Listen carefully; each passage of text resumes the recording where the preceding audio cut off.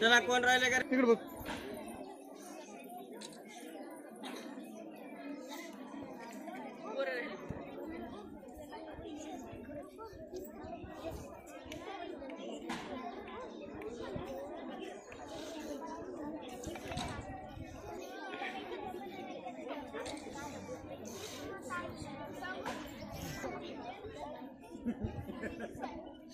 काय म्हणू नकोस थांब.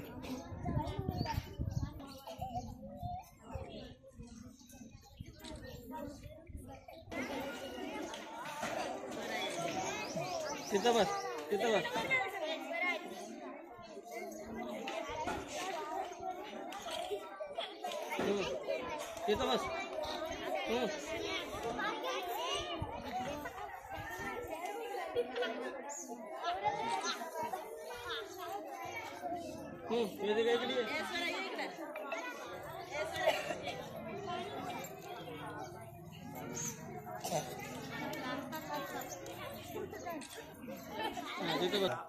छान बरोबर होणार.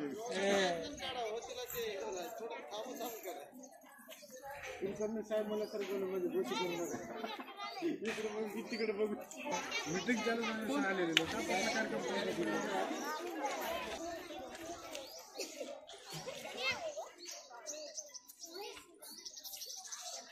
स्वरा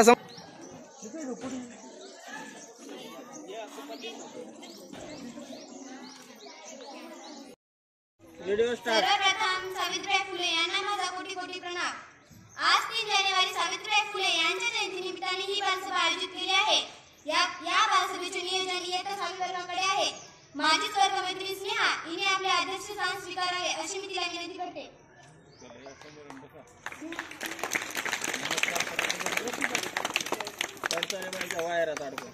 तसेच शाळेचे मुख्याध्यापक व सर्व शिक्षक व आजच्या कार्यक्रमाच्या अध्यक्ष यांनी मंचावर स्थापन व्हावे अशी मी त्यांना विनंती करते. बसा पॅनलवर साठी तर बसा. तोपर्यंत बसा. एक खुर्ची घ्या.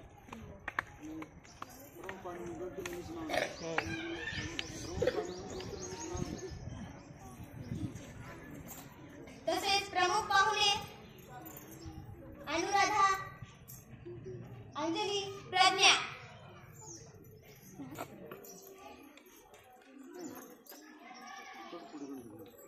तसेच शाळेचे मुख्याध्यापक व सर्व शिक्षक यांनी सावित्रीबाई फुले यांना पुष्पहार अर्पण करावे. सर्व प्रमुख पाहुणे व आजच्या बालसभेचे अध्यक्ष शिक्षिका सावित्रीबाई फुले यांचे पूजन करण्यात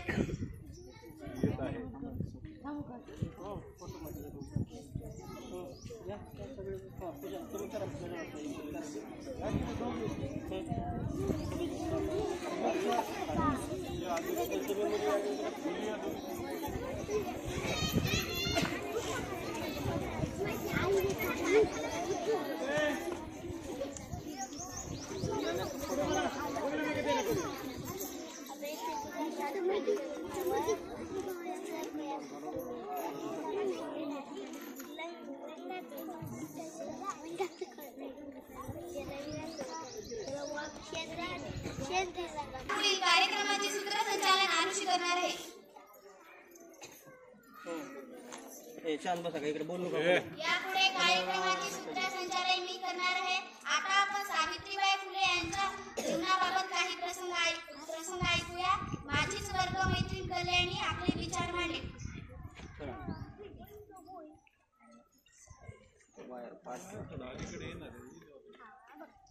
शिक्षणाच्या स्वर्गाचे जिने उघडले दार, शिक्षणाच्या स्वर्गाचे जिने उघडले दार, तीच सावित्री जगाची शिलेदार, तीच सावित्री जगाची शिलेदार.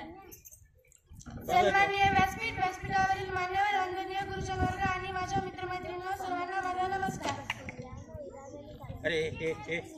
आज मी आपल्या समोर भारतातील पहिल्या शिक्षिका विद्येची जननी क्रांती ज्योती सावित्रीबाई फुले यांची यशोगाथा सांगण्यासाठी उभी आहे. सर्वप्रथम सावित्रीबाई फुले यांना माझे वंदन. मित्र हो, ज्ञान ज्योती सावित्रीबाई फुले यांचा जन्म 3 जानेवारी 1831 रोजी महाराष्ट्रातील सातारा जिल्ह्यातील नायगाव येथे झाला. त्यांच्या आईचे नाव लक्ष्मीबाई व वडिलांचे नाव खंडोजी नेवसी पाटील या सावित्रीबाईंच्या 9व्या वर्षी यांचा विवाह थोर समाजसुधारक ज्योतिबा फुले यांच्याशी झाला.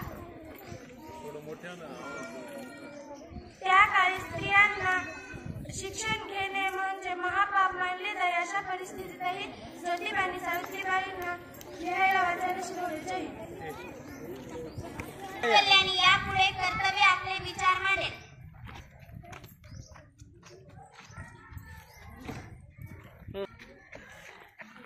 नमस्कार विद्यार्थी मित्रांनो, माझे नाव कर्तव्य विलास पल्लवाड आहे. मी तुम्हाला सावित्रीबाई फुले यांच्या जीवनावर आधारित 2 शब्द सांगणार आहे. ते तुम्ही शांत चित्तेने ऐकून घ्यावी ही माझी नम्र विनंती. आज 3 जानेवारी सावित्रीबाई फुले यांची जयंती आहे. सावित्रीबाई फुले ह्या भारताच्या पहिल्या महिला शिक्षिका होत्या. सावित्रीबाई फुले यांचा जन्म 3 जानेवारी 1839 रोजी झाला. सावित्रीबाई फुले यांचे विवाह अतिशय लहान वयात झाले.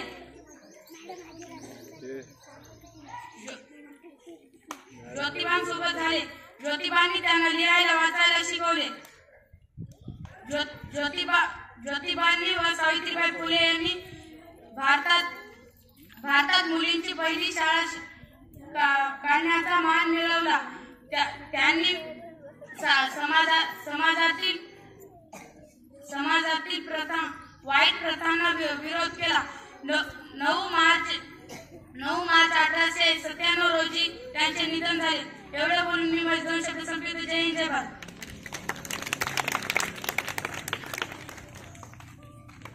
धन्यवाद. कर्तव्य यापुढे रेहान आपले विचार मांडेल. नमस्कार विद्यार्थी मित्रांनो, माझे नाव रेहान मुजीब सय्यद आहे. मी आता 6वी वर्गात शिकतो. आज मी तुम्हाला सावित्रीबाई यांच्याविषयी 2 शब्द सांगणार आहे. ही तुम्ही शांततेने ऐकून घ्यावी ही माझी नम्र विनंती. सावित्रीबाई ह्या आपल्या देशाच्या पहिल्या महिला शिक्षिका होत्या. त्यांचा जन्म 3 जानेवारी 1839 रोजी सातारा जिल्ह्यातील नायगाव येथे झाला होता. त्यांच्या आईचे नाव लक्ष्मीबाई आणि त्यांच्या वडिलांचे नाव खंडोजी नेवसे पाटील हे होते. सावित्रीबाई अवघ्या 9 वर्षाच्या असताना त्यांचा विवाह ज्योतिराव फुले यांच्याशी झाला होता. सावित्रीबाई लग्नापूर्वी अशिक्षित होत्या. ज्योतिरावांनी त्यांना लिहायला वाचायला शिकवले. 1 जानेवारी 1848 रोजी सावित्रीबाई व ज्योतिरावांनी त्यांना मुलींसाठी पहिली शाळा काढली.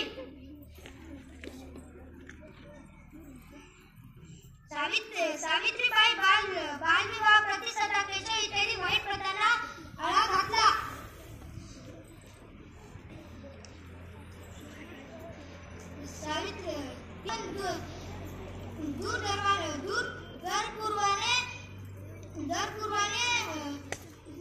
आपण उत्साहाने साजरा करतो. सावित्रीबाईच्या 66व्या वर्षी त्यांनी जगायचा कायमचा निरोप घेतला. आजही सावित्रीबाईचे कार्य मुलींसाठी प्रेरणा देते. एवढे बोलून मी माझे 2 शब्द संपवतो. जय हिंद, जय भारत.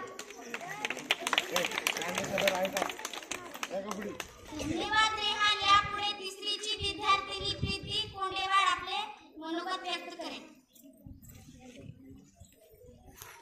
सर्वांना माझा नमस्कार. माझे नाव प्रीती दत्ता कोंडेवाड आहे. मी आता 3री वर्गात शिकते. माझ्या शाळेचे नाव जिल्हा परिषद केंद्रीय प्राथमिक शाळा विद्या आहे. आज 3 जानेवारी सावित्रीबाई फुले यांची जयंती आहे. सावित्रीबाई फुले यांचा जन्म 3 जानेवारी 1831 रोजी सातारा जिल्ह्यातील नायगाव येथे झाला. क्रांतिज्योती सावित्रीबाई फुले भारताच्या पहिल्या महिला शिक्षिका होत्या. सावित्रीबाई फुले यांना माझे विनम्र अभिवादन. जय हिंद, जय. यापुढे समृद्धी कोंडेवाड आपले विचार मांडेल.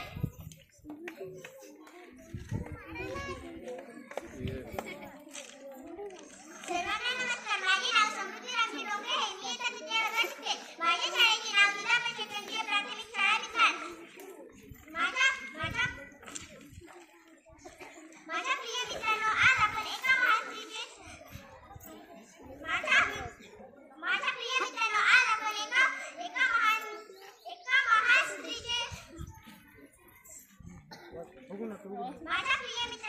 आपण एका महान स्त्रीचे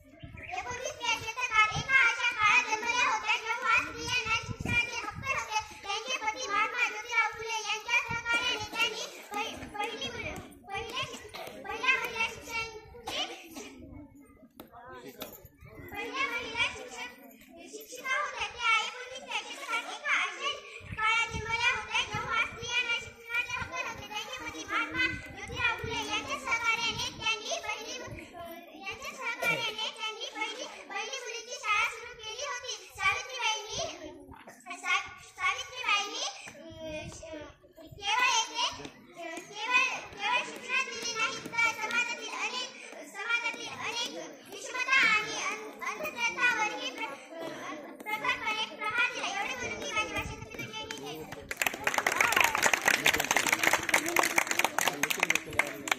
धन्यवाद. समृद्धी यापुढे दुर्गा आपले विचार मांडेल.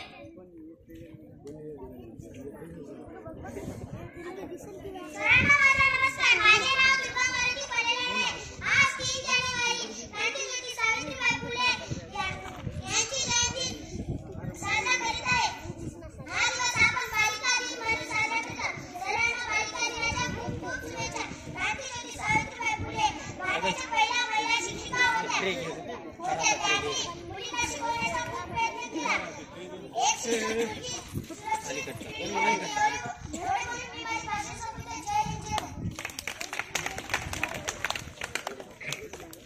धन्यवाद दुर्गा. यापुढे इयत्ता 2रीची विद्यार्थिनी प्रिया आपले विचार मांडेल. माझा नमस्कार. मी 2री वर्गात शिकते. माझे नाव प्रिया किशोर लोखंडे आहे. आज 3 जानेवारी आहे. सावित्रीबाई फुले यांचा जन्मदिवस. क्रांतीज्योती सावित्रीबाई फुले यांचा जन्म 3 जानेवारी 1831 रोजी सातारा जिल्ह्यातील नायगाव या गावी झाला. वयाच्या 9व्या वर्षी त्यांचा विवाह समाजसुधारक महात्मा ज्योतिबा फुले यांच्याशी झाला. विवाहानंतर ज्योतिबांनी सावित्रीबाईला लिहायला वाचायला शिकवले. सावित्रीबाई फुले भारताच्या पहिल्या महिला शिक्षका, पहिल्या मुख्याध्यापिका होत्या. कवयित्री व महान समाजसेविका अशा क्रांतीज्योती सावित्रीबाई फुलेंना माझा कोटी कोटी प्रणाम.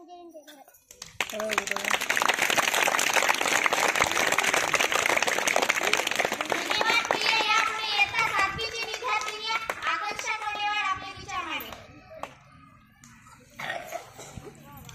सर्वांना नमस्कार. माझे नाव आकांक्षा आनंदा कोलेवाड आहे. मी इयत्ता 7वीत शिकते. माझ्या शाळेचे नाव जिल्हा परिषद केंद्रीय प्राथमिक शाळा पिंपळ आहे. मी आज तुम्हाला सावित्रीबाई फुले यांच्या जीवनातील काही अतिशय महत्त्वाचे भाग सांगणार आहे. भारतात इंग्रज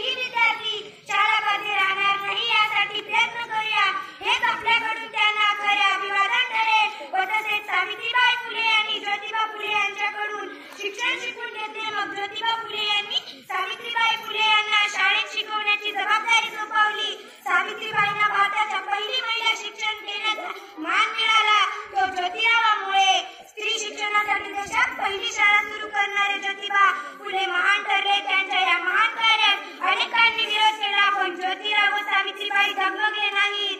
एवढे बोलून मी थांबते. जय हिंद.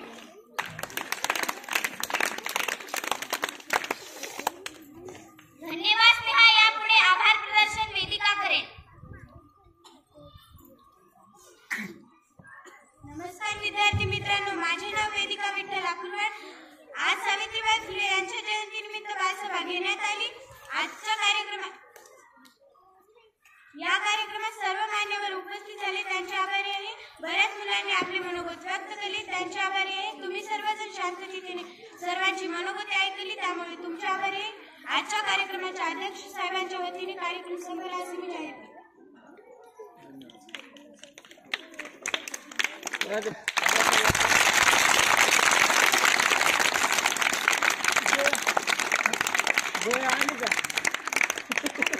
आता इधर देखो उधर देखो